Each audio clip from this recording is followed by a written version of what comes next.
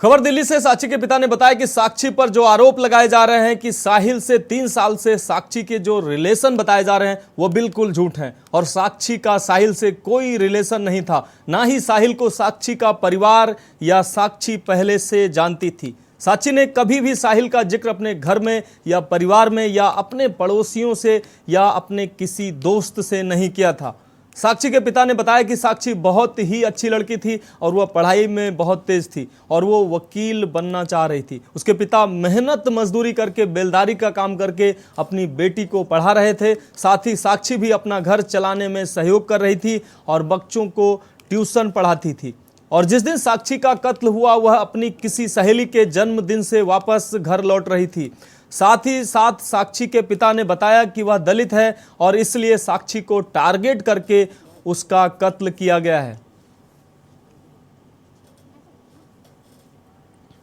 साक्षी एक वो बेटी जो अपने पूरे परिवार को पालने का दम रखती थी। साक्षी एक वो बेटी जिसने सीधा अपने पिता को कह दिया कि आपको घबराना नहीं है, मैं आपकी बेटी नहीं बेटा हूँ और एक दिन नाम रोशन करूँगी और अपने पिता का मान सम्मान बढ़ाऊँगी। ऐसी बेटी जो कि पूरी हिम्मत और पूरी तसल्ली के साथ अपने परिवार के साथ आगे बढ़ने के सपने देख रही थी।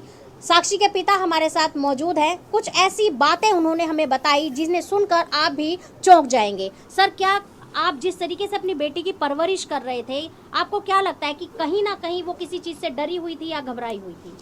देखो मैम, मैं तो उसको पूरा फुल छूट दे रखा था कि मैं कहा तुम बेटी नहीं, तुम मेरे एक ही बेटी हो, तुम बेटा हो और तुम खूब जी जान से पढ़ो, मैं तुम्हारे साथ हूँ, जो कहोगी मैं करूँगा।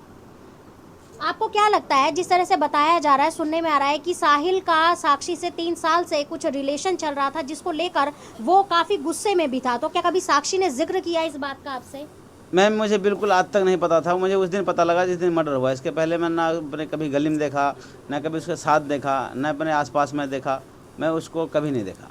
सर, जैसे कि बताया ये भी गया है कि साक्षी 15 दिन से घर से बाहर अपने किसी रिलेटिव के यहाँ रह रही थी, तो आखिर क्यों वो वहाँ गई, क्या क्या रीज़न रहा? तो मैम इसलिए गई थी, वो आई थी मेरे घर, बोली आंटी मेरा आदमी बंद है और जो है वो मैं कोर्ट जाती हूँ तो मेरे 2 बच्चे छोटे छोटे हैं, उसको थोड़ा देखती भी रहेगी और ट्यूशन भी पढ़ाती रहेगी और जो पैसे तो जो होगा अपना दे दूंगा और मेरा थोड़ा बच्चे भी सेफ्टी में रहेंगे। तो हमने कहा ठीक बेटा। फिर भी मैं अपनी घरवाली को रोज डेली शाम को भेजता रहता था, ज़रा एक बार देख के आओ बच्चे कैसे। मैम देखो, मेरे सामने होगा मैं तो नहीं देखूंगा, मैं तो बचाऊंगा, बाकी हम लोगों को क्या बताएं।